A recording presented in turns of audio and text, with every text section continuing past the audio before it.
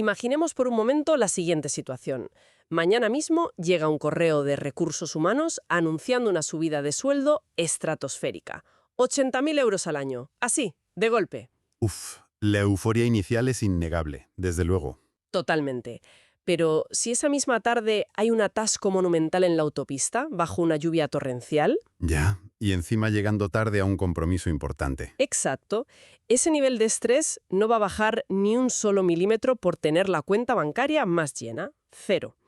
Y hoy vamos a desmontar esa gran mentira matemática que nos han contado. La idea de que el confort material equivale punto por punto a la plenitud vital, ¿verdad? Esa misma. Es que es una trampa cognitiva en la que caemos con demasiada facilidad. Claro, es que nos reconforta pensar que algo tan abrumadoramente complejo como la felicidad puede medirse contando billetes. Tienes dinero, por lo tanto, tienes una buena vida. O sea, una visión completa nontibilaria. Exacto. Careces de él y tu existencia es inherentemente mala. Pero en el momento en que empezamos a cruzar datos reales, esa visión tan simplista salta por los aires. Y por eso la misión de este análisis a fondo es ir mucho más allá de ese clásico cliché de que el dinero da la felicidad. Un cliché muy arraigado, ¿eh? Demasiado.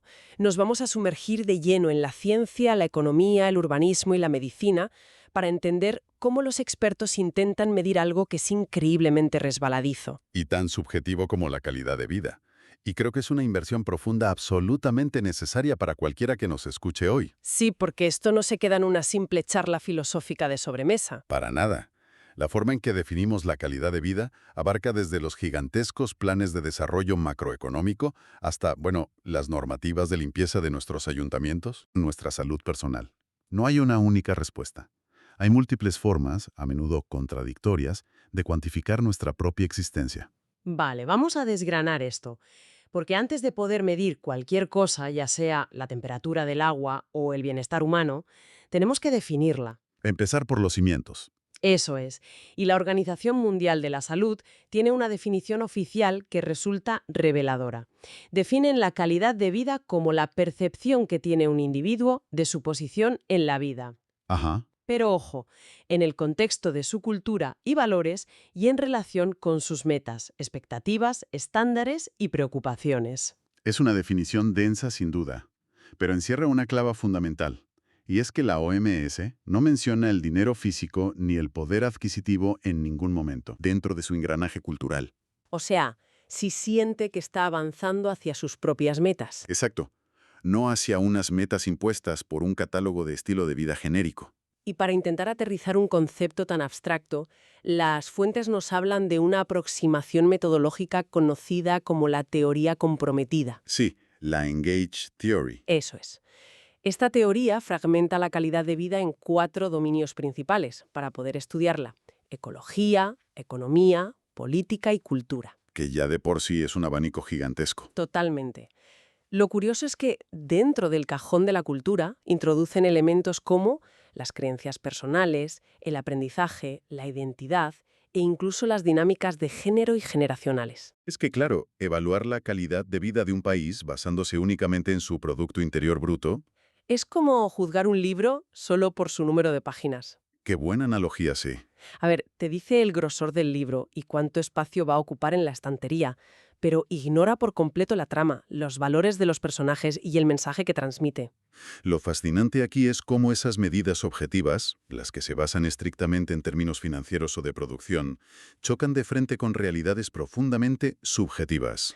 Es un choque brutal. Se ha demostrado empíricamente que la felicidad no aumenta de manera proporcional con la comodidad que genera el incremento constante de los ingresos. Ya. El nivel de vida económico, que es lo que mide el PIB, nunca debería confundirse con la calidad de vida real. Y supongo que intentar crear un estándar global universal con todo esto debe ser un dolor de cabeza. Desafío mayúsculo. Imagínate intentar meter en una hoja de cálculo algo tan inefable como la libertad personal o la satisfacción íntima.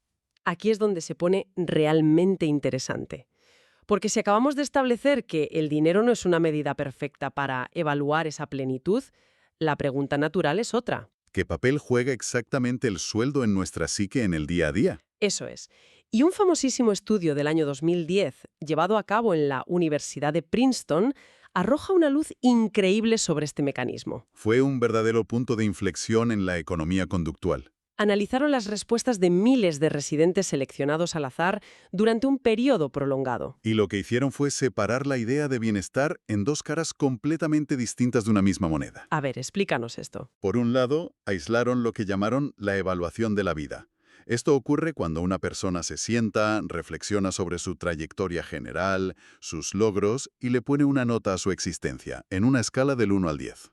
Vale, un proceso mental muy racional y a largo plazo. Exacto, es cómo piensas sobre tu vida. Y por otro lado, midieron el bienestar emocional, que esto no tiene nada que ver con reflexionar sobre los grandes logros. Nada en absoluto. Tiene que ver con la frecuencia y la intensidad de las emociones diarias puras y duras. La alegría espontánea, el estrés agudo, la tristeza. O ese enfado monumental un martes por la tarde en el atasco que mencionabas al principio. Totalmente. Y al cruzar los datos de ingresos con estas dos caras de la moneda, encontraron un umbral mágico, los $75.000 anuales. Así es. Los investigadores descubrieron que la falta de recursos económicos actúa como un amplificador del sufrimiento. Madre mía, qué frase más dura. Pero es real. Por debajo de esos $75.000 en aquel contexto, la pobreza exacerba enormemente el dolor de las desgracias cotidianas. Claro, si hay una enfermedad, un problema familiar o un simple contratiempo logístico, la falta de dinero hace que esa tristeza y ese estrés diario se multipliquen exponencialmente. El bienestar emocional se desploma porque hay un miedo constante a la supervivencia. Pero, y esta es la gran revelación para quienes nos escuchan, una vez que los ingresos de una persona superan ese umbral, las emociones diarias se estancan por completo. No mejoran. Cobrar $100.000 o $200.000 no proporciona más experiencias de alegría ni alivia mágicamente más estrés en un martes cualquiera. Aunque, curiosamente, esa evaluación reflexiva de la vida del 1 al 10 sí sigue subiendo en la mente de la persona. Siguen sintiéndose más exitosos, sí. Es decir, el dinero funciona exactamente igual que un analgésico médico. Cura el dolor punzante de la precariedad, elimina la angustia de no poder pagar la factura de la luz frente a un imprevisto. Pero una vez que ese dolor desaparece, tomar más pastillas analgésicas no te va a dar superpoderes ni te va a hacer eufórico cada mañana al despertar. El símil del analgésico es muy ilustrativo, estoy de acuerdo. Aunque tiene cierta trampa psicológica, claro. ¿En qué sentido? A diferencia de un dolor de cabeza, el umbral de lo que consideramos necesidad tiende a moverse. Te acostumbras a un nivel de vida y quieres más. Ya, la famosa cinta de correr hedónica. Exacto, pero la base científica se mantiene. La visión racional de nuestro estatus sigue creciendo con el dinero, pero nuestro estado de ánimo diario toca techo muy pronto. Y medir ese estado de ánimo espontáneo debe ser complicado para la ciencia. Un verdadero dolor de cabeza. De hecho, se intentó estandarizar a través del llamado método de reconstrucción del día. Ah, sí, menudo invento ese método. Básicamente consistía en pedir a los sujetos del estudio que anotaran, como si fuera un diario ultra detallado, cada actividad del día anterior. Y que evaluaran su estado de ánimo exacto durante esa tarea. Es que imagínate tener que anotar en una libreta cómo de realizada o de frustrada me sentía exactamente a las 11:34 de la mañana mientras pelaba una patata. O esperando al autobús en la parada. Suena insostenible, la verdad. Y lo era. Cayó en desuso rápidamente. Y el motivo sociológico de su fracaso es interesantísimo. Exigía una introspección tan constante y analítica que terminaba distorsionando la propia emoción que intentaba medir. O sea, al observarlo, lo alteraban. Como el principio de incertidumbre en la física. Al observar tan de cerca el fenómeno de la felicidad diaria, lo modificaban. Las personas empezaban a añadir justificaciones racionales a emociones que, en la vida real, simplemente se sienten y se dejan pasar. Claro. Entonces, si medir de forma precisa la calidad de vida de un solo individuo ya genera este nivel de cortocircuito metodológico, ¿qué ocurre cuando expandimos la lente? ¿A nivel de países enteros, quieres decir? Sí, porque nuestra calidad de vida también depende del lugar en el que nacemos. Al observar cómo compiten los países en este gran tablero global, nos encontramos con una verdadera sopa de letras de indicadores macroeconómicos. El más clásico, sin duda, es el Índice de Desarrollo Humano, el IDH, de Naciones Unidas. Que intenta ir más allá del PIB. Eso es, el IDH tradicional combina la esperanza de vida al nacer, los años de escolarización y el ingreso nacional bruto per cápita. Busca cuantificar las oportunidades reales que tiene un ciudadano promedio. Pero la propia ONU se dio cuenta de un fallo crítico, y es que los promedios ocultan realidades. Si yo me como 2 pollos y tú ninguno, el promedio dice que nos hemos comido uno cada uno. Exactamente. Por eso introdujeron el IDHD, que está ajustado por la desigualdad. Y la mecánica detrás de este ajuste me parece brillante. Básicamente, el IDHD aplica una penalización matemática al índice general en función de cómo se distribuyen la salud, la educación y los ingresos dentro de esa sociedad. Es un baño de realidad. Total. Si un país tiene una minoría inmensamente rica y educada y una mayoría sumida en la pobreza, su nota cae en picado. Muestra el nivel real de desarrollo humano de la población general. Dejando el IDH antiguo como una simple medida de potencial. Es como mirar la misma foto, pero quitando el filtro embellecedor de las élites. Esa corrección por desigualdad nos lleva directamente a otro barómetro fundamental que mencionan nuestras fuentes, el Informe Mundial de la Felicidad, también vinculado a la ONU. Que utiliza datos de encuestas masivas de Gallup e introduce variables como la libertad para tomar decisiones vitales o la percepción de ausencia de corrupción. Y la tendencia que marcan los datos es una advertencia clarísima. El crecimiento macroeconómico de muchas regiones está generando una profunda desigualdad de la felicidad. Es decir, que el bienestar emocional no gotea hacia abajo en la pirámide social de la misma forma que supuestamente lo hace el capital. Entonces, ¿qué significa todo esto a nivel de sostenibilidad? Porque aquí entra en juego el índice del planeta feliz, introducido allá por 2006. Y su mecanismo es un verdadero bofetón a los países desarrollados. Un bofetón de los grandes, ¿sí? Este índice toma el bienestar reportado y la esperanza de vida y los divide por la huella ecológica del país. Y claro, al observar los resultados, las matemáticas no perdonan. Los grandes gigantes norteamericanos y europeos se hunden en la lista. De repente, los primeros puestos están encabezados por naciones como Costa Rica, Vietnam o Colombia. Es un cambio de paradigma total. Y resulta inevitable hacer una reflexión incisiva, Si la verdadera calidad de vida debe ser sostenible, ¿están los países más ricos del mundo haciendo trampas? Uf, esa es la gran pregunta. Es que están financiando su confort diario a base de esquilmar los recursos globales y pasándole una factura impagable al futuro. Esto plantea una pregunta importante, y es uno de los grandes debates de la economía ecológica moderna. Investigadores citados en este ámbito, como Robert Costanza, llevan décadas con esta lucha. ¿Qué proponen exactamente? Intentan que el coste medioambiental se reste directamente del progreso económico en los balances nacionales. Medir los resultados ajustándolos por su impacto climático pone en evidencia una realidad muy incómoda. Que no podemos seguir así. Exacto. El modelo de consumo infinito de las naciones occidentales, sencillamente, no es universalizable.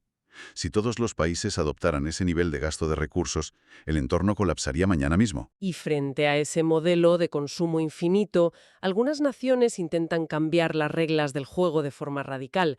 El caso más famoso es Bután, con su índice de felicidad nacional bruta.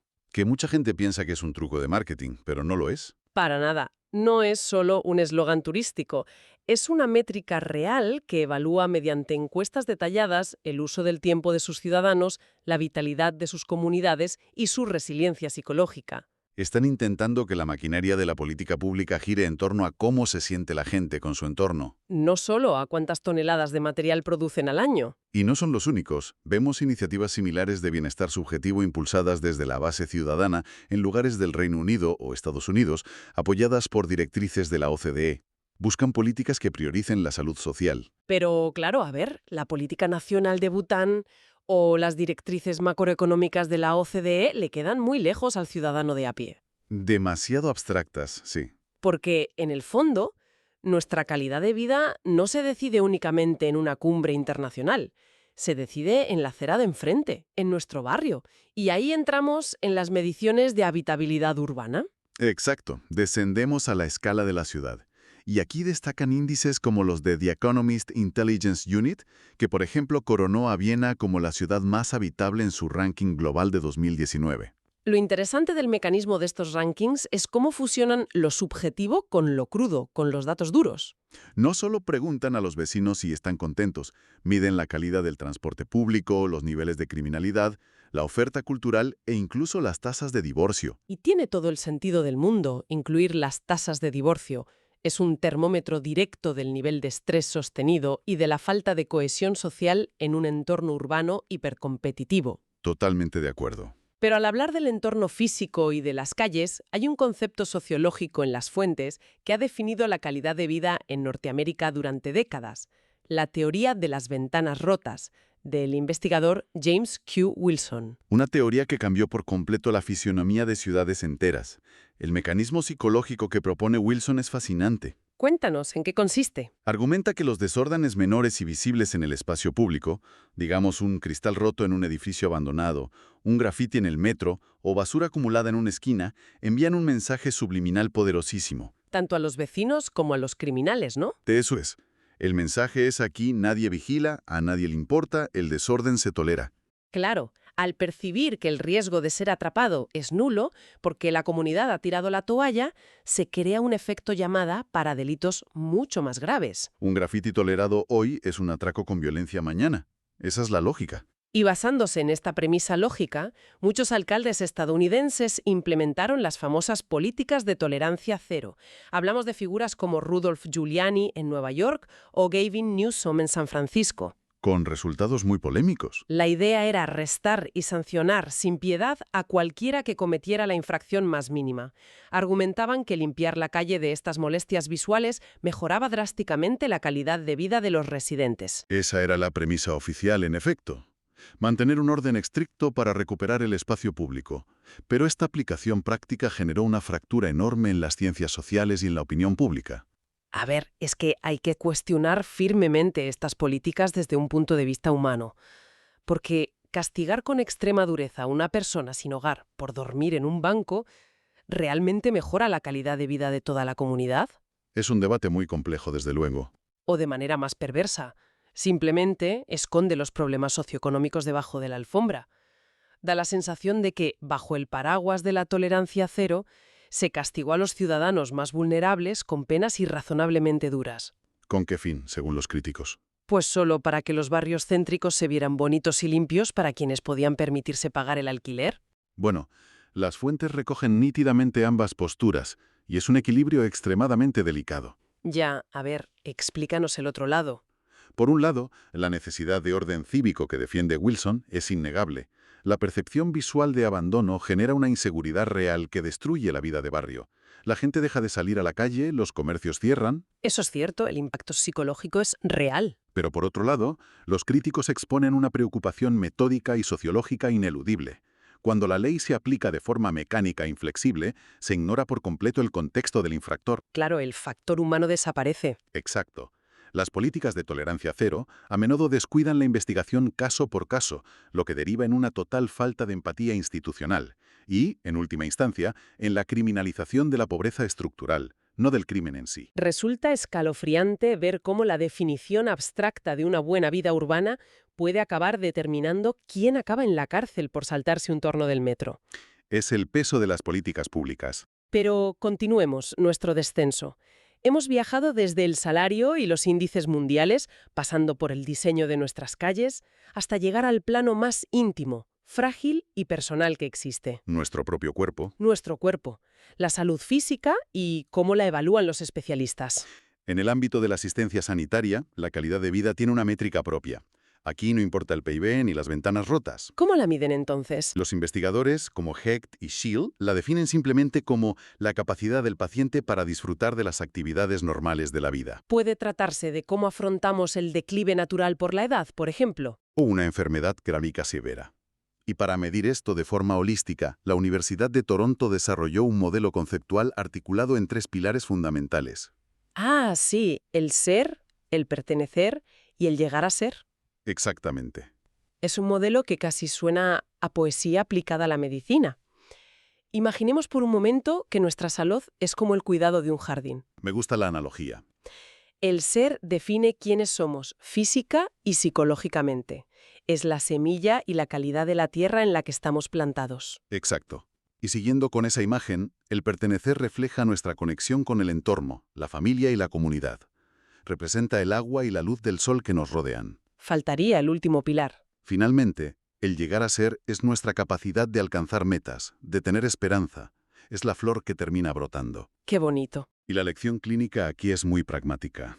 Si a un paciente grave se le mantiene con vida físicamente cuidando solo la tierra, pero se le aísla por completo sin contacto humano, es decir, sin luz ni agua, Nunca va a poder florecer psicológicamente. nunca, por muy estabilizados que estén sus signos vitales en el monitor del hospital. Y si conectamos esta visión tan íntima con el panorama internacional del que hablábamos antes, encontramos un choque de trenes monumental. Si conectamos esto con el panorama general, la fricción es evidente. Fijémonos en cómo operan las grandes instituciones frente a las organizaciones más pequeñas. El Banco Mundial enfoca la pobreza a nivel macroeconómico, la define como la falta absoluta de necesidades básicas. Y diseña estrategias financieras a gran escala para erradicar lo que ellos ven como un defecto estructural de los mercados. Es un enfoque de arriba hacia abajo, completamente. En cambio, gran parte de las organizaciones no gubernamentales trabajan de una filosofía diametralmente opuesta. Sí, muchas ONGs no se plantean reducir la pobreza estadística nacional. Su misión es proporcionar ayuda material e intervención directa a individuos o comunidades específicas en situación de riesgo. Es decir, cuando alguien de nuestra audiencia dona 20 euros a una de estas ONG, no está intentando sumar unas décimas al PIB de un país en desarrollo. Está comprando mosquiteras para proteger a las familias de una aldea contra la malaria, por ejemplo. Es la diferencia radical entre tratar de curar una hoja de cálculo y tratar de mejorar la dignidad de un ser humano concreto. Esa es la fricción clave. Es el contraste entre la maquinaria estructural del desarrollo internacional y la precisión casi artesanal de la ayuda comunitaria y de salud global. Un contraste brutal. De hecho, el análisis subraya que para mejorar esta calidad de vida a nivel planetario, es urgente integrar la salud global como un pilar fundamental de la política exterior de los gobiernos. Algo que parece de sentido común. Lo es. Sin embargo, esto choca repetidamente con un muro de contención. Las agendas internacionales siguen dominadas por presupuestos colosales de defensa militar y diplomacia tradicional. Claro, se prioriza abrumadoramente el gasto en la seguridad nacional armamentística antes que en la seguridad humana más básica. Desafortunadamente así es. Y así, bueno, uniendo todas estas piezas dispersas, nos damos cuenta de lo abrumador y gigantesco que es este rompecabezas de la calidad de vida.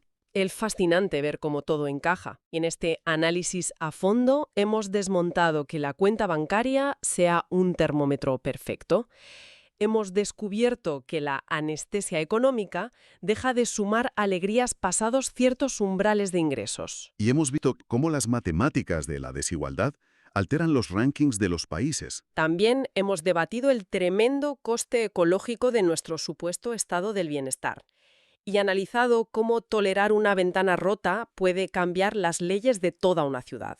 Para terminar, finalmente, plantando esas semillas del ser y el pertenecer en nuestra salud más íntima. Ha sido un viaje intenso. Un recorrido que demuestra sin lugar a dudas que la calidad de vida no es una simple casilla que marcar al final de una encuesta. Desde luego que no. Es un ecosistema delicadísimo, donde la macroeconomía, la sostenibilidad ambiental, la empatía legislativa en nuestras calles y el cuidado médico están conectados de manera invisible. Y comprender los mecanismos detrás de estas mediciones es de una importancia radical para quienes nos escuchan hoy, porque la manera en que nosotros, a título personal, y nuestros legisladores en los parlamentos definimos lo que significa tener una buena vida es la brújula que determina todo. Determina las metas que vamos a perseguir cada mañana al salir por la puerta. Exacto. Si decidimos medir el éxito exclusivamente en dinero, acabaremos sacrificando nuestro tiempo libre y nuestra salud mental. Si lo medimos exclusivamente por el orden y la estética de nuestras calles, Podríamos estar sacrificando la empatía y la justicia social sin darnos cuenta. además, las fuentes dejan un rastro histórico muy claro que nos invita a reflexionar. Durante el último siglo, los indicadores tradicionales ligados al empleo y a la productividad han dictado lo que entendemos por progreso. Ser productivos para el sistema ha sido el eje central sobre el que se ha construido la autoevaluación vital del ser humano moderno. Lo cual nos deja con un pensamiento final, una provocación para que le deis una vuelta de tuerca a todo esto. A ver, El empleo y el sueldo siempre han sido los cimientos indiscutibles de cualquier índice de calidad de vida, pero si miramos hacia las próximas décadas y el avance imparable de la inteligencia artificial y la automatización provoca que el trabajo tradicional asalariado deje de ser la fuerza motriz de la sociedad. es una posibilidad cada vez más real. Entonces, ¿cómo redefiniremos el valor de nuestra existencia? Cuando levantarse cada mañana para ir a producir deje de ser el centro absoluto de la ecuación humana, ¿dónde buscaremos ese llegar a ser del que hablábamos en la salud? Es un misterio fascinante para el que, de momento, las hojas de cálculo no tienen ninguna respuesta. Y con esta gran pregunta lo dejamos por hoy. Mantened siempre viva esa curiosidad y muchísimas gracias por acompañarnos en este análisis a fondo. Ha sido un placer. Hasta la próxima.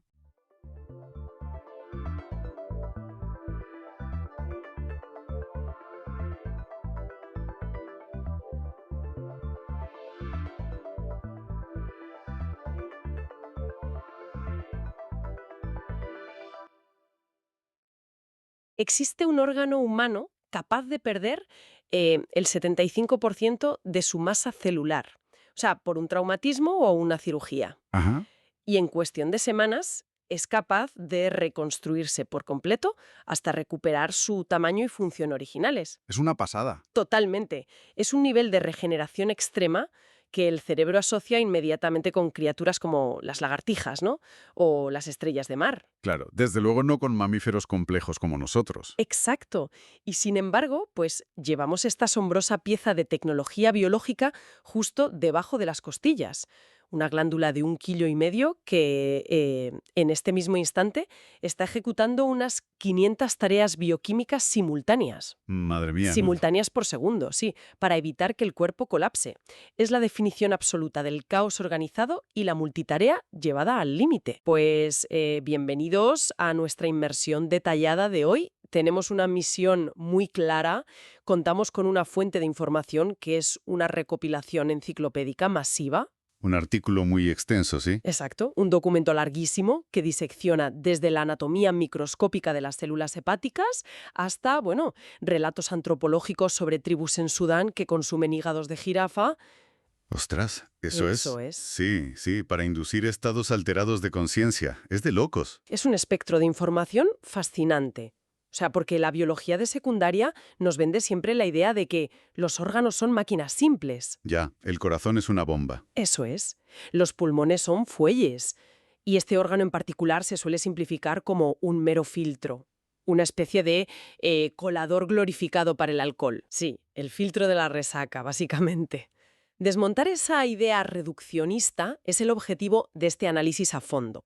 Queremos entender por qué este bloque de tejido en forma de cuña es la fábrica química definitiva que sostiene la vida. Totalmente. Y explorar la profunda reverencia que las civilizaciones antiguas le tenían mucho antes de que existieran los microscopios.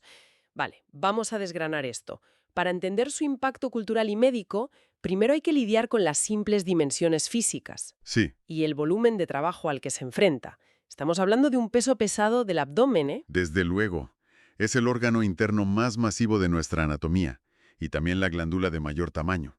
Se asienta de forma estratégica en el lado derecho, protegido casi en su totalidad por la caja torácica inferior. Claro. Esa armadura ósea ya es una declaración evolutiva sobre su importancia crítica. A ver, es que al revisar el catálogo de sus responsabilidades, la cifra de 500 funciones biológicas distintas resulta abrumadora. Es una burrada. Es que no se trata de pequeños ajustes de mantenimiento. Hablamos de monopolizar el metabolismo de los carbohidratos. Ah, Síntesis de proteínas esenciales para el plasma sanguíneo, segregar la bilis, que es indispensable para la digestión de grasas complejas, y, por supuesto, desmantelar toxinas letales. y claro, para sostener ese nivel de producción industrial, la logística de los suministros tiene que ser impecable. Tiene que ser perfecta. Que la anatomía responde con un rediseño de sistema circulatorio que, o sea, rompe con todas las reglas. A ver, explícanos eso un poco. Pues, en la inmensa mayoría de los tejidos corporales, la sangre entra rica en oxígeno a través de una arteria, entrega ese oxígeno, recoge los desechos y sala por una vena. Vale, el circuito limpio y predecible de toda la vida. Eso es. Pero al analizar la vascularización hepática, el concepto de limpieza desaparece por completo. El 75% del flujo sanguíneo que inunda esta glándula no viene de una arteria convencional, ¡Ostras! viene de la vena porte hepática. Y esa vena es, básicamente, una tubería que recoge sangre directamente de todo el tracto gastrointestinal. Y del bazo y el páncreas, ¿verdad? Exacto. Sangre que ya está desaturada de oxígeno, pero que arrastra una carga abrumadora. Trae absolutamente todo lo que acaba de ser absorbido por los intestinos. Claro, o sea, nutrientes puros, azúcares, pero también bacterias, antígenos, conservantes químicos. Todo. Cualquier toxina ingerida va por ahí. El 25% restante del flujo sí proviene de la arteria hepática, Vale. que actúa como el soporte vital básico, inyectando el oxígeno necesario para que el tejido sobreviva a este asalto químico constante. O sea, yo me lo imagino como, básicamente funciona como un control de aduanas implacable combinado con una planta de procesamiento gigantesca. Es una analogía muy buena, ¿sí? La arteria hepática es la red eléctrica que mantiene las instalaciones operativas, pero esa vena porta es la autopista principal por la que entran todos los camiones de mercancías desde el intestino. Llenos de cajas sin clasificar. Exacto.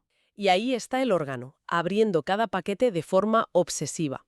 Los nutrientes útiles son empaquetados y almacenados, pero cualquier molécula tóxica es confiscada y neutralizada químicamente en esa misma aduana, Antes de que pase al resto del cuerpo. mucho antes de que tenga la oportunidad de circular hacia el corazón o el cerebro. Pues lo fascinante aquí es cómo a nivel microscópico, la arquitectura física respalda esa analogía aduanera con una precisión aterradora. Ah, sí. Sí, toda esa sangre caótica fluye a través de unas estructuras llamadas lobulillos, que tienen una geometría casi hexagonal, y en el interior de esos lobulillos residen los verdaderos operarios de la fábrica, que son los hepatocitos. Los hepatocitos, vale. Son células que desafían la especialización, realizando procesos bioquímicos que parecen contradictorios en el mismo espacio y al mismo tiempo. O sea, multitarea extrema celular. Total. Un hepatocito puede estar absorbiendo una avalancha de glucosa tras una comida pesada, polimerizándola para almacenarla como glucógeno y en ese mismo instante, ¿A la vez? a la vez, estar ensamblando factores de coagulación complejos como el fibrinógeno que evitan hemorragias masivas ante el menor corte. Resulta casi poético pensar que la misma célula que maneja el azúcar de un pastel de chocolate también maneja el pegamento de la Saure. Totalmente. Pero claro, una aduana necesita seguridad farmada. Ujú. Y los textos detallan el papel de las células de Kupfer que patrullan los canales sanguíneos del hígado. Ah, sí, esas son increíbles. No son simples filtros pasivos, ¿eh? Son macrófagos formidables. Detectan bacterias intestinales que se han colado en la sangre y mediante fagocitosis literalmente envuelven al patógeno y lo disuelven con enzimas. Es una zona de guerra microscópica constante. Y una zona de guerra donde el fracaso no es una opción. Desde luego que no. Un órgano que monopoliza el metabolismo basal y la defensa inmunológica primaria no puede permitirse un fallo catastrófico. La presión selectiva de la evolución ha moldeado este tejido para que posea mecanismos de contingencia que, la verdad, rozan la ciencia ficción. Sí, empezando por su capacidad para actuar como un escudo físico del sistema cardiovascular, que yo me quedé sorprendidísima al leerlo. Es que es brutal. Me sorprendió descubrir esa función de amortiguador. Los datos indican que, debido a su estructura esponjosa y altamente vascularizada, actúa como un reservorio natural de sangre. Ajá. En un estado de reposo normal alberga unos 450 mililitros de sangre. Eso representa casi el 10% del volumen sanguíneo total del cuerpo humano aparcado en un solo lugar. Es un volumen de reserva enorme. Pero la verdadera maravilla biomecánica se revela cuando el sistema entra en crisis. A ver, ponnos en situación. Imaginemos un escenario de insuficiencia cardíaca derecha, donde el corazón, por lo que sea, no puede bombear la sangre con la eficacia necesaria, Vale. y se genera una presión retrógrada masiva hacia las venas. Un atasco, vaya. Exacto. Un atasco monumental.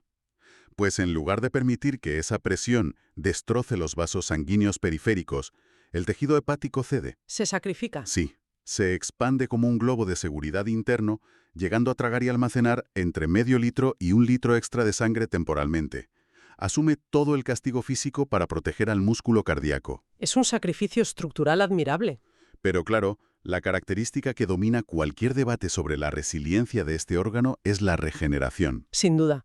Retomando la idea del inicio, los documentos médicos confirman que puede reconstruir su masa total a partir de una fracción mínima de tejido sano. Sí, un 25% basta. Aunque la literatura clínica prefiera el término crecimiento compensatorio, el mecanismo es extraordinario. ¿Por qué lo llaman compensatorio y no regeneración tal cual? Porque a diferencia de una regeneración verdadera, donde se reconstruye la arquitectura exacta y original de la parte perdida, Como la cola de una lagartija, digamos. Exacto. Aquí la estrategia es la supervivencia bruta. Si se pierde un lóbulo completo, no vuelve a crecer en ese lado vacío con la misma forma. Ah, curioso. El tejido que ha sobrevivido en el otro extremo detecta la pérdida de masa metabólica, recibe una cascada de señales químicas como el factor de crecimiento de patrocitos y reacciona de forma explosiva. O sea, las células que normalmente están en un estado de reposo operativo se ven obligadas a entrar en un proceso frenético de mitosis. Sí, a lo bestia. Se dividen a una velocidad vertiginosa para restaurar la biomasa total y garantizar que esas 500 funciones se mantengan intactas. Es un despliegue de energía salvaje. Un despliegue que nos lleva irremediablemente a uno de los cruces más intrigantes entre la biología humana y la mitología antigua. Me encanta esta parte. El mito griego de Prometeo. Por el crimen de robar el fuego a los dioses y entregárselo a los mortales, Prometeo fue encadenado a una roca en el Cáucaso. Pobre hombre. Y la condena dictaba que un águila descendería cada día para devorar su hígado. Durante la noche el órgano se regeneraba por completo, reiniciando el ciclo de tortura para el día siguiente. Es que es una tortura diseñada con precisión quirúrgica. Pero a mí esto me plantea un enigma histórico gigantesco. O sea, ¿Tú qué crees? ¿es posible que los antiguos griegos hace miles de años hubieran descubierto empíricamente el crecimiento compensatorio? ¿O estamos ante la coincidencia literaria más macabra y afortunada de la historia humana?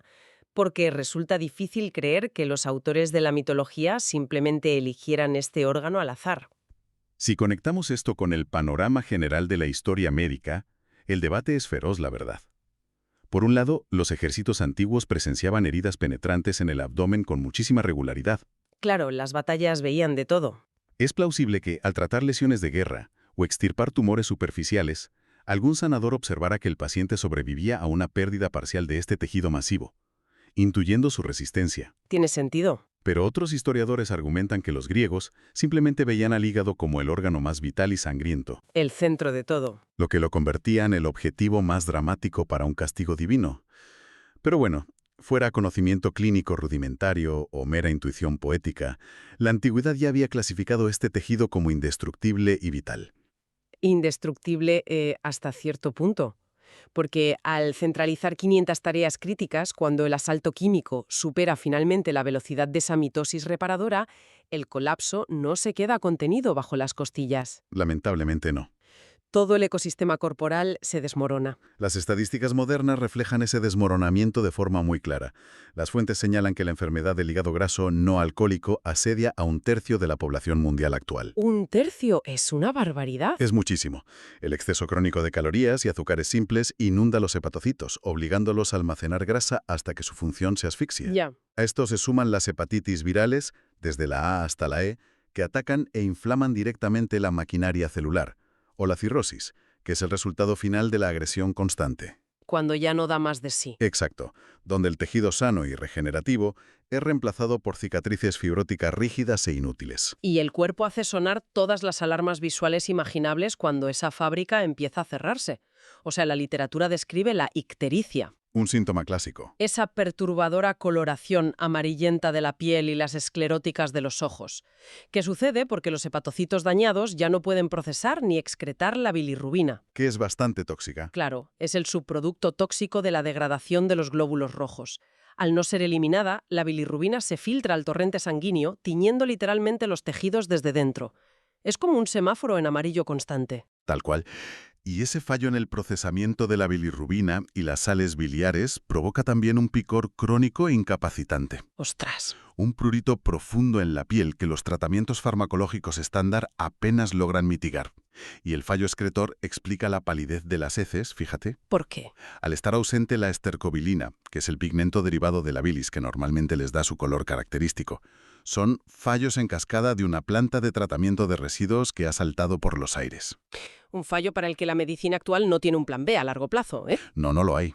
Podemos sustituir la función de los riñones mediante diálisis durante décadas, filtrando mecánicamente la sangre. Pero tratar de replicar artificialmente 500 funciones metabólicas concurrentes sigue siendo imposible. Hoy por hoy es ciencia ficción. Hay sistemas de soporte extracorpóreo, experimentales, para ganar tiempo. Pero ante un fracaso orgánico fulminante, el trasplante sigue siendo el único puente hacia la supervivencia. Y el trasplante conlleva el reto de introducir un órgano extraño que debe asumir de inmediato el metabolismo de los fármacos. O sea, Cada pastilla que ingerimos, desde el ibuprofeno más común hasta los quimioterápicos más agresivos, depende de las enzimas de esta glándula para ser metabolizada. Es que es el filtro absoluto.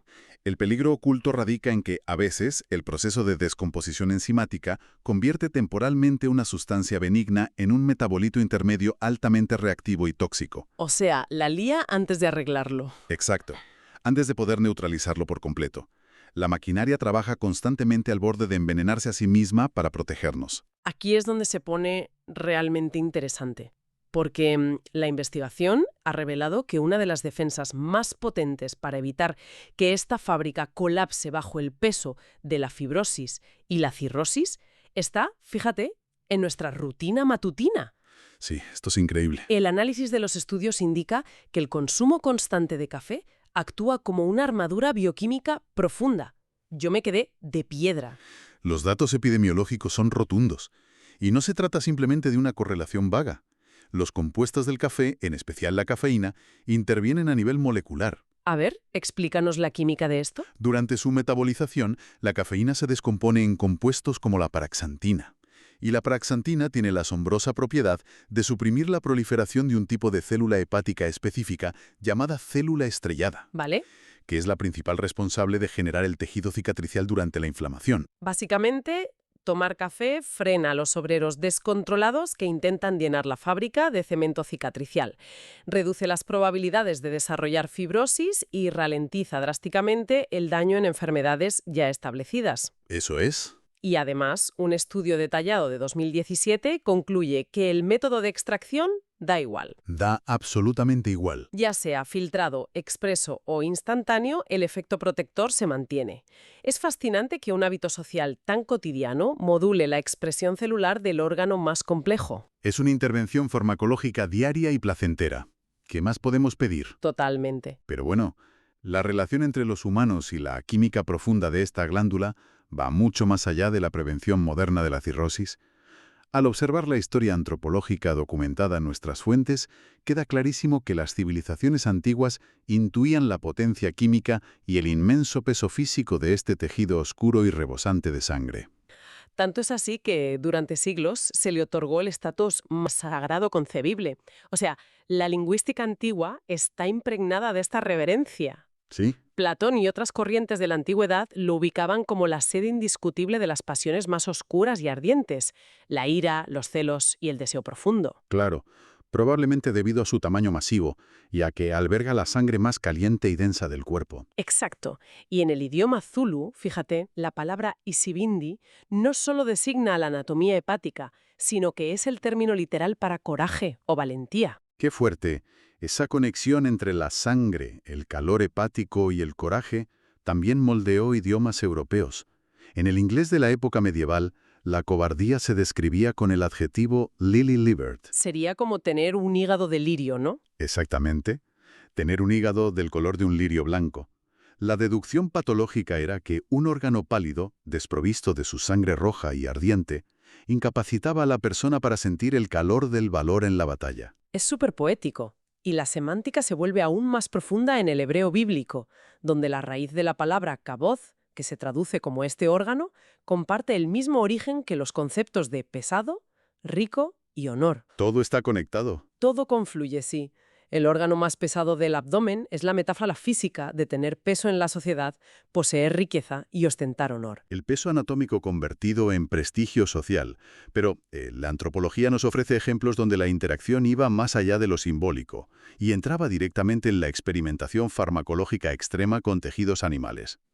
La historia de Sudán. Los documentos destacan el caso de la tribu Umr, perteneciente a los pueblos Bagara en el suroeste de Sudán, y su particular relación con las jirafas. El caso de la bebida Umniolok.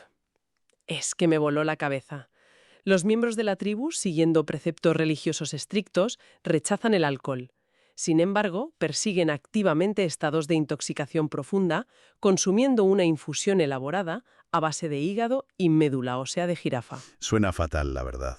Y los relatos etnográficos describen cómo la ingestión de esta mezcla provoca alteraciones severas de la percepción, desde sueños de una lucidez aterradora hasta alucinaciones complejas en estado de vigilia. Es que los investigadores que analizaron estos informes postulan una explicación bioquímica fascinante. A ver, Las jirafas subsisten consumiendo grandes cantidades de hojas de acacia. Vale. Varias especies de acacia son conocidas por contener DMT, dimetiltriptamina, Que es súper potente. un poderoso compuesto psicoactivo, sí.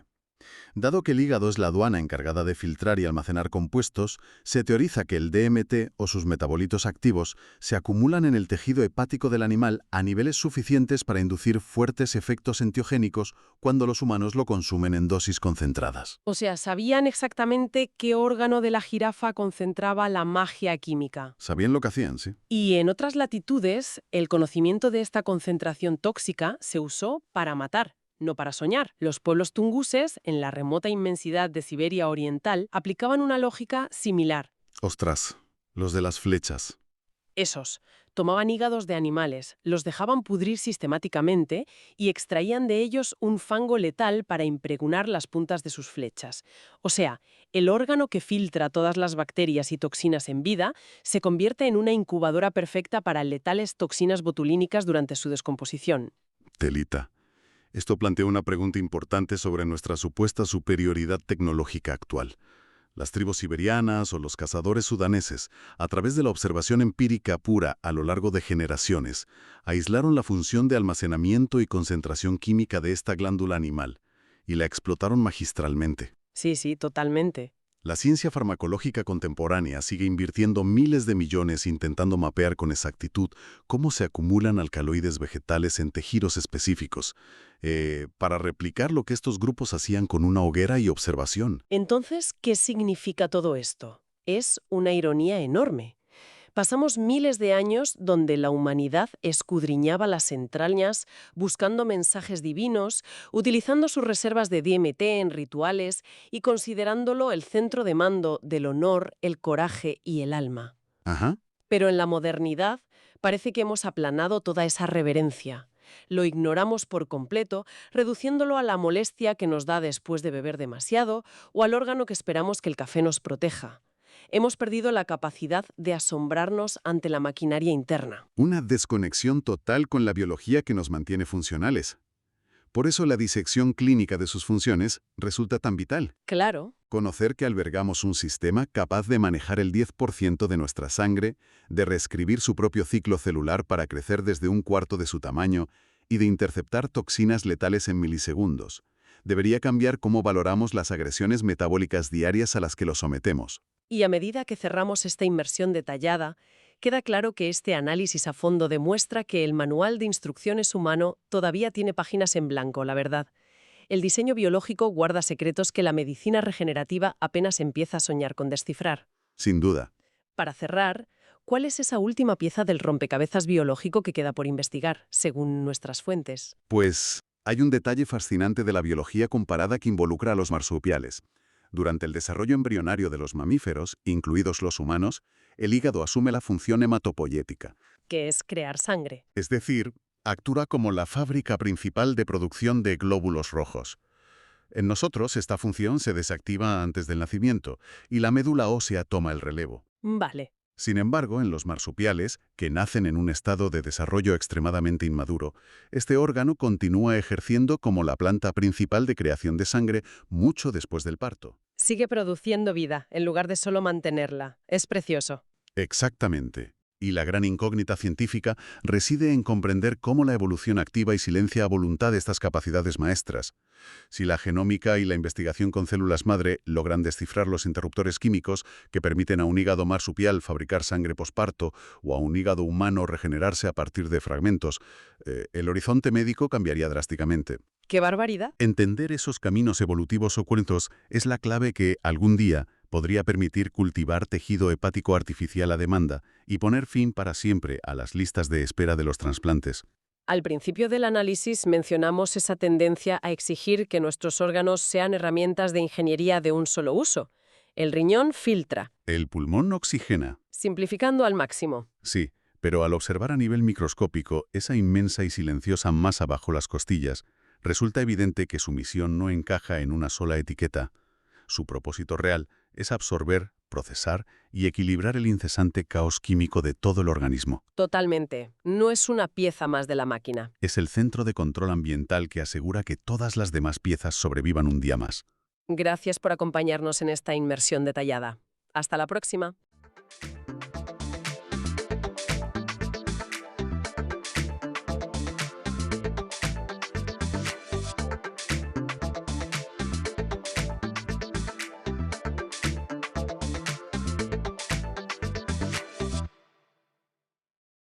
Ostras, ¿qué pasaría si dijéramos que los planes económicos más brillantes y ambiciosos de la historia fracasan a menudo?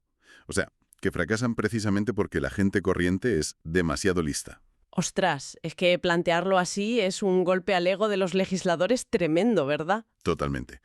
Porque durante décadas los gobiernos y los grandes teóricos han tratado a los ciudadanos casi como simples engranajes de una máquina. Asumían que si tocaban el botón adecuado, pues nosotros reaccionaríamos de forma predecible. Y pasiva, además. Ya, como si fuéramos un rebaño, básicamente. Exacto. Pero bienvenidos a este análisis a fondo, porque hoy vamos a sumergirnos en un material fascinante. Tenemos sobre la mesa un extenso artículo de Wikipedia sobre un concepto que dinamitó esa idea de la pasividad por completo. Hablamos de las expectativas racionales. Un tema que, ojo, puede sonar muy árido de entrada. Sí, pero que nadie se asuste. Nuestra misión hoy no es dar una clase de economía densa y aburrida. Para nada. Queremos entender cómo la forma en que cualquiera de nosotros procesa las noticias puede, literalmente, dejar en ridículo las estrategias de los bancos centrales más poderosos del mundo. Es que es fascinante. Pasar de ver a la sociedad como ese rebaño que reacciona tarde y mal, a verla como un conjunto de agentes que intentan descifrar el futuro casi con la misma astucia que los propios ministros de Economía. Es un cambio radical. Pero, a ver, vamos a desgranar esto un poco, porque para entender la magnitud de este terremoto intelectual, tenemos que entender primero qué era lo que había antes. Claro, el contexto es clave. Según las fuentes que estamos manejando, el concepto de expectativas racionales lo pone sobre la mesa un tal John F. Muth. Esto fue allá por 1961. Muth, exacto. Y Muth plantea una idea que, leída hoy, pues parece de sentido común, pero en su momento fue una bomba. Dice que los individuos son racionales, que utilizan toda la información que tienen a su alcance y que no cometen errores de forma sistemática al predecir la economía. Eso es, que la gente aprende de cómo funciona el mundo, básicamente. Y esto chocaba de frente con el dogma de la época, que eran las famosas expectativas adaptativas. Espera, vamos a detenernos ahí. ¿Qué son exactamente las expectativas adaptativas? Porque suena un poco a parche. Es que lo era. Un dogma que nos trataba un poco como si no tuviésemos memoria a largo plazo, ¿sabes? Las expectativas adaptativas asumen que las personas basan sus predicciones sobre el futuro única y exclusivamente en lo que acaba de pasar. Vale, ponme un ejemplo de esto para que lo visualicemos bien. Pues el ejemplo de manual es la inflación. Imagina que la inflación fue del 2% el año pasado. Según este modelo antiguo, la gente asume de forma automática que será del 2% este año. Ya, pero ¿y si la economía entra en una espiral? O sea, ¿qué pasa si la inflación sube un punto cada año? 2, luego 3, luego 4. Pues ahí está el fallo garrafal. Bajo ese modelo adaptativo, la gente siempre va a subestimar el golpe. Si fue del 3, esperan un 3, pero de repente llega un 4. Y al año siguiente esperan un 4, pero llega un 5. Tal cual. Siempre van un paso por detrás, tropezando con la misma piedra una y otra vez. Claro, a mí me gusta visualizarlo con una analogía. Es como si las expectativas adaptativas fueran conducir un coche mirando única y exclusivamente por el espejo retrovisor. ¡Ostras! ¡Qué buena imagen! Sí. Porque si la carretera ha sido recta durante los últimos 10 kilómetros, pues tú asumes que seguirá siendo recta. Y si de repente viene una curva de 90 grados... Te estrellas sin remedio. Te estrellas, claro, porque no estabas mirando hacia adelante. Entonces, frente a eso, las expectativas racionales serían como conducir usando un GPS de última generación. Exacto, pasamos del retrovisor al satélite. Tienes el mapa, tienes las actualizaciones de tráfico en tiempo real, vas escuchando la radio por si hay accidentes, estás procesando todo lo que tienes delante para anticipar esa curva mucho antes de llegar. Es que esa es la esencia. Muth y luego toda una generación de economistas detrás de él levantaron la mano y dijeron, a ver, asumir que la gente es tan miope es absurdo. Si bien que la inflación lleva 3 años acelerándose, ¿no van a predecir que se estanque? Claro, van a predecir que se acelere aún más, ¿no? Totalmente. Modifican su comportamiento basándose en la tendencia y en la nueva información, no solo mirando el dato de ayer. Vale, pero espera un momento. Porque al leer esto a mí me surge una duda enorme. Y como yo soy bastante escéptico, seguro que a quien nos escucha le pasará igual. A ver, dispara. Me parece que esta teoría peca de ser, no sé, demasiado optimista. No le da demasiado crédito al ciudadano medio. O sea, asumir que la gente procesa toda esa información macroeconómica tan compleja suena a ciencia ficción. Yo bajo a comprar el pan y te aseguro que no veo a mi vecino analizando las actas del Banco Central Europeo. Ya te entiendo. Y ojo con eso, porque es la crítica más habitual que se le hace al modelo al principio. Pero los teóricos tienen una respuesta muy astuta. ¿Ah, sí? ¿Cuál es? Pues que la teoría no exige que cada individuo sea un genio de las finanzas. Lo que postula es que en su conjunto, como masa, los agentes económicos actúan como si comprendieran el modelo. Vale, como una inteligencia colectiva, quieres decir. Eso es. La clave está en los mercados y en la agregación de información. Tú a nivel individual igual no lees los informes del banco, pero el director de tu sucursal sí. Y el proveedor de harina de tu panadero también. Ah, claro. O sea que si el gobierno anuncia que va a imprimir muchísimo dinero, los mayoristas ya suben los precios de las materias primas. Exacto. Para cuando tú llegas a la panadería, el precio del pan ya ha subido. El sistema, en su conjunto, ha procesado la información de forma racional. Madre mía. O sea que la ignorancia individual, digamos, se compensa con la inteligencia del enjambre. Y claro, si asumimos que la sociedad tiene este GPS encendido y funcionando siempre, las implicaciones para los políticos tienen que ser devastadoras. Devastadoras es la palabra. Y esto nos lleva a la década de los 70. Un momento clave en las fuentes que estamos repasando. Sí, los años 70. El mundo occidental está en crisis, hay un estancamiento económico bestial, con alta inflación, la famosa estanflación. Y las recetas clásicas, de repente, ya no funcionan. Ahí es cuando entran en escena economistas de peso pesado como Robert Lucas o Thomas Sargent. Cogen esta idea del GPS de Muth y la convierten, literal, en munición pesada contra la intervención del gobierno. Claro, porque hay que entender que hasta ese momento la idea predominante era que el gobierno podía afinar la economía como si fuera un instrumento musical. Exacto. Si subía el paro, pues inyectabas dinero, estimulabas la demanda y mágicamente creabas empleo. Era mecánico. Pero llega Robert Lucas en 1970 y publica un trabajo sobre la neutralidad del dinero. Y viene a decir algo demoledor, ¿verdad? Demoledor del todo.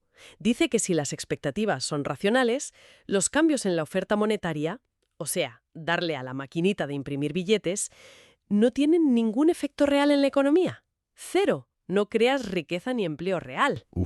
A ver, vamos a bajar esto a la tierra porque suena muy fuerte.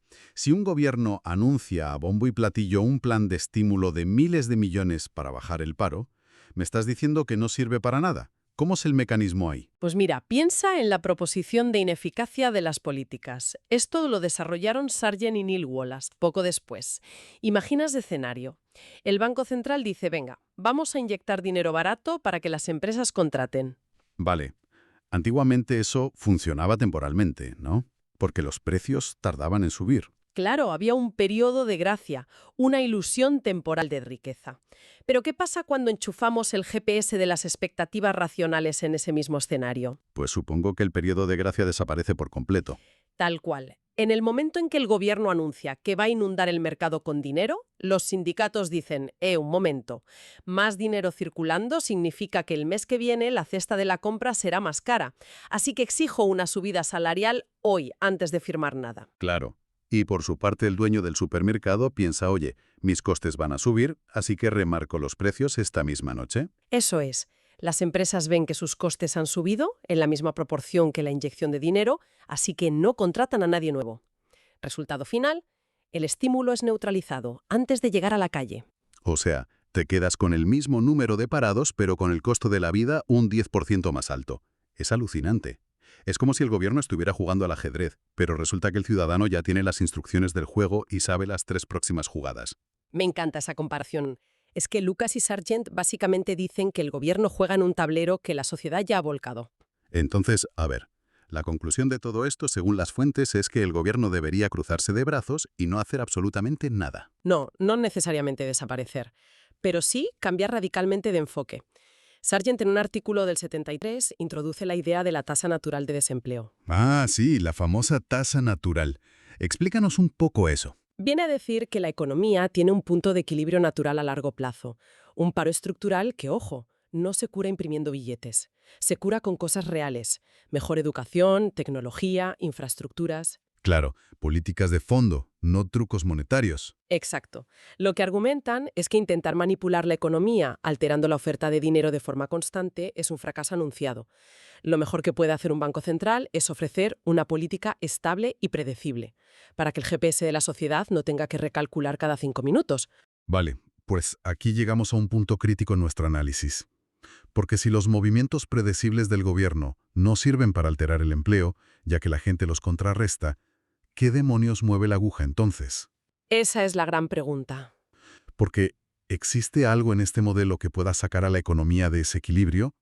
Y aquí es donde los textos se meten en la parte matemática, que yo reconozco que al principio intimida un poco leerla, pero encierra una poesía brutal. Sí, la matemática de la sorpresa la llaman. Y el fin de la curva de Phillips. Eso es. La curva de Phillips era esa regla de oro que decía que podía soportar un poco más de inflación a cambio de tener menos desempleo, ¿no? Era la palanca favorita de los políticos. Y la teoría de las expectativas racionales destroza esa curva por completo. Demuestra que si la gente anticipa las políticas no hay intercambio posible, ni a corto ni a largo plazo. Y para demostrarlo usan una ecuación, a ver si logro explicarla sin que suene a chino. Dicen que el precio real de algo es igual a la expectativa racional que la gente tenía sobre ese precio, más un término de error aleatorio. El famoso epsilon. Exacto. A ese término los matemáticos lo llaman epsilon, y la clave es que el valor esperado de ese epsilon es cero.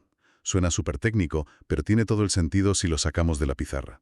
Yo me lo imagino como organizar una fiesta sorpresa. A ver, desarróllame eso de la fiesta sorpresa. Pues mira, imagina que le organizamos una fiesta sorpresa a un amigo.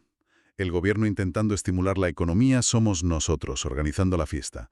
Si nuestro amigo, de alguna manera, ve un grupo de WhatsApp que no debía o pilla una invitación filtrada. Esa sería la política económica anticipada, ¿no? Exacto. Su expectativa racional ya se ha ajustado, sabe que hay fiesta. Así que cuando entre por la puerta y gritemos «sorpresa», pues su ritmo cardíaco no va a subir, no se va a asustar. El empleo y la producción, en este caso su pulso, se quedan igual. La invitación filtrada neutraliza la política. ¡Qué bueno! Y en esa analogía, ¿qué papel juega el término epsilon de la ecuación? Pues el epsilon es el caos impredecible, lo que hace que el valor real se desvíe de lo esperado. En nuestra fiesta el epsilon sería que, justo cuando va a abrir la puerta, cae un rayo en el edificio, hay un apagón total y empieza a sonar la alarma de incendios. ¡Ostras! Claro, eso nadie lo previó, ni él ni nosotros. Su expectativa era de 0 apagones, y el susto que se lleva por el rayo, eso sí, altera su ritmo cardíaco de verdad. Es que es una traducción perfecta de la fórmula. En esta macroeconomía, la política predecible ya está descontada en los precios, no genera nada. La conclusión implacable del modelo es que solo los choques aleatorios, esos epsilon, pueden desviar a la economía. Y cuando hablamos de choques aleatorios en el mundo real, ¿de qué estamos hablando? Pues de eventos impredecibles de verdad. Una guerra que estalla de la noche a la mañana, un embargo petrolero sorpresa, un desastre natural o, mira, una pandemia global como la que hemos vivido. Claro, eventos que rompen el tablero. Exacto. Solo la información completamente nueva y sorpresiva obliga al GPS social a recalcular de golpe. Y es en ese recálculo de emergencia donde se destruye o se crea empleo a corto plazo. Es fortísimo, porque básicamente nos dice que para que un gobierno altere la economía a corto plazo, tendría que actuar mediante el sigilo absoluto, mentir y sorprender. Lo cual, paradójicamente, los propios autores desaconsejan totalmente, porque si haces eso, destruyes la credibilidad institucional a largo plazo. Claro, claro. Hasta aquí, la verdad es que toda esta matemática del GPS, del ajedrez y del apagón suena impecable. Hermética, diría yo. Casi te da una sensación de paz pensar que la sociedad es tan racional y tan lógica. Ya, hasta que miras por la ventana. Tal cual. Te asomas a la ventana, miras cómo funciona el mundo real, ves a la gente haciendo colas de 3 días para comprar unas zapatillas, o ves los pánicos absurdos en la bolsa, y te das cuenta de que este modelo perfecto tiene unas grietas enormes. Y ojo, que las fuentes que estamos manejando, que son artículos académicos muy completos, no eluden en absoluto estas críticas. De hecho, a pesar de ser un pilar de la macroeconomía moderna, esta teoría tiene a muchos detractores tirándose de los pelos. Empezando por el ataque principal, que va directo a la yugular. Las suposiciones poco realistas. Porque, vamos a ver, clama al cielo. Sí, Asume demasiado. El modelo asume que todos tenemos acceso a la misma información perfecta sin ningún coste y que la procesamos sin pestallar como ordenadores. Pero la realidad es que la información de calidad es carísima, y el ser humano es por naturaleza perezoso y tendente al sesgo cognitivo. Totalmente cierto. Y hay otro punto aún más corrosivo que mencionan los críticos en los textos. Es el problema de los modelos mal especificados. Fíjate bien en la trampa lógica que hay aquí. A ver, cuenta. La teoría asume que todos, desde la cajera del súper hasta el presidente del gobierno, formamos nuestras expectativas basándonos en el verdadero modelo económico que rige el mundo. Pero, ¿y si ese consenso sobre cómo funciona la economía es falso desde el principio? ¡Ostras!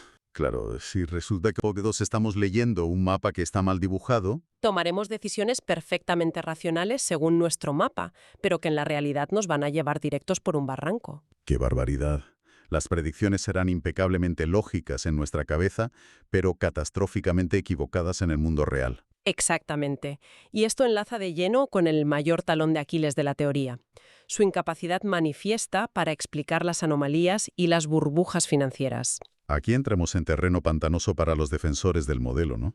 Sí, porque autores como Robert Shiller han demostrado repetidamente que los mercados son cualquier cosa menos perfectamente racionales. Si el modelo fuera estrictamente cierto, una burbuja financiera, donde el precio de algo se infla a niveles absurdos, simplemente no podría existir. El mercado racional la corregiría de inmediato. Ya. Y aquí es donde yo te lanzo la gran pregunta, porque esto es lo que no me cuadra leyendo el material. Si se supone que somos agentes con ese GPS hiperpreciso para no cometer errores sistemáticos, ¿cómo explicas fenómenos como el colapso de 2008 con las hipotecas subprime o la burbuja de las .com? Es difícil de encajar en la ecuación pura, desde luego. Es que, ¿acaso se nos apagó el raciocinio a todos a la vez? ¿Nos quedamos sin batería en el GPS colectivo de repente? Es que ahí, amigo mío, chocamos con los límites de la economía pura y entramos en el terreno de la psicología humana. Lo que la teoría no logra capturar bien es el comportamiento de rebaño o la euforia irracional. El famoso miedo a quedarse fuera, ¿no? Eso es. A veces, lo que parece racional para un solo individuo a corto plazo es profundamente irracional para la sociedad en su conjunto. Por ejemplo, en plena burbuja inmobiliaria, si todos tus vecinos están ganando dinero especulando con pisos, tú puedes pensar de forma muy racional. Oye, sé que esto es una burbuja, pero voy a entrar para ganar dinero rápido y salir antes de que explote. Claro, el problema es que cuando millones de personas intentan hacer esa misma jugada racional y brillante, el resultado colectivo es un colapso suicida. Exacto. Vamos, que somos muy listos para el cortoplacismo, pero estamos ciegos ante el abismo colectivo. Y este es el gran choque actual, entre la macroeconomía tradicional, que es fría y de pizarra, y la economía conductual. Que es la que baja al barro, la que observa cómo el pánico, el ego y las emociones nos hacen tirar los modelos matemáticos por la ventana en el peor momento posible. Esa es la tensión constante del debate moderno. Porque, a ver, las expectativas racionales aportaron algo invaluable. Nos enseñaron que no podemos diseñar políticas asumiendo que el público es tonto. Impusieron una disciplina intelectual que hacía muchísima falta. Sí, nos subieron de categoría. Pero por otro lado, la economía conductual nos recuerda que tampoco podemos diseñar políticas asumiendo que somos robots de cálculo perfectos, porque no lo somos. Es un equilibrio fascinante, la verdad. Yo estoy asombrado porque hoy hemos hecho un viaje intelectual de los que te cambian la perspectiva por completo. Desde luego que sí. Empezamos en un mundo donde supuestamente conducíamos mirando por el retrovisor de las expectativas adaptativas. Luego hemos descubierto ese modelo revolucionario que nos otorga a los ciudadanos un GPS hiperpreciso. La mente no crea trabajo si la gente se adelanta a la inflación. Exactamente. Y cómo la cruda matemática nos advierte que, en el modelo puro, solo el verdadero caos imprevisto, el rayo y el apagón de nuestra fiesta sorpresa, tiene un impacto real en la economía. Y yo añadiría, para aterrizarlo del todo, que más allá de fórmulas y variables epsilon, esta teoría no es humo de biblioteca. O sea, es nuestra vida diaria. Totalmente. Yo estoy segura de que cualquiera de los que nos esté escuchando, si alguna vez ha decidido posponer la compra de una vivienda porque las noticias sugieren que los tipos de interés van a bajar, O se ha adelantado una compra importante porque ve que los precios se están descontrolando. pues ahí lo tienes. Está aplicando las expectativas racionales sin saberlo. El mercado no es un ente abstracto que flota en el aire. Son millones de ciudadanos, como tú y como yo, intentando adivinar qué va a pasar mañana para que no nos pille el toro. Exactamente. El mercado somos nosotros recalculando la ruta constantemente. Pero bueno, antes de despedirnos, me gustaría dejar en el aire una idea.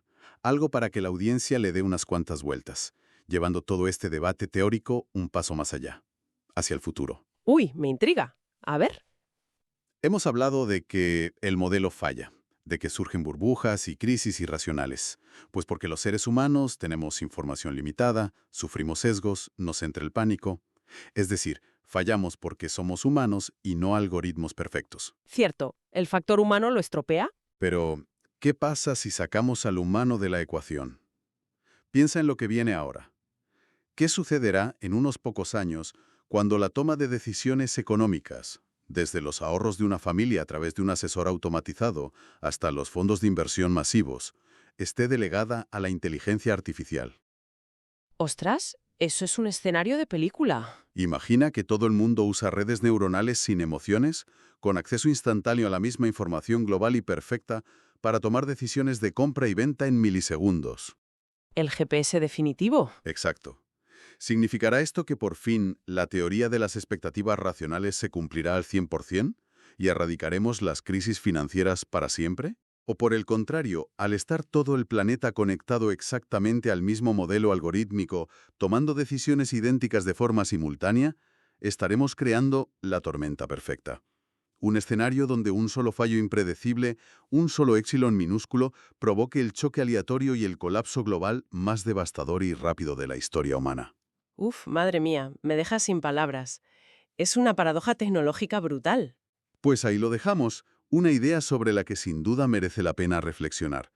Hasta la próxima inmersión profunda.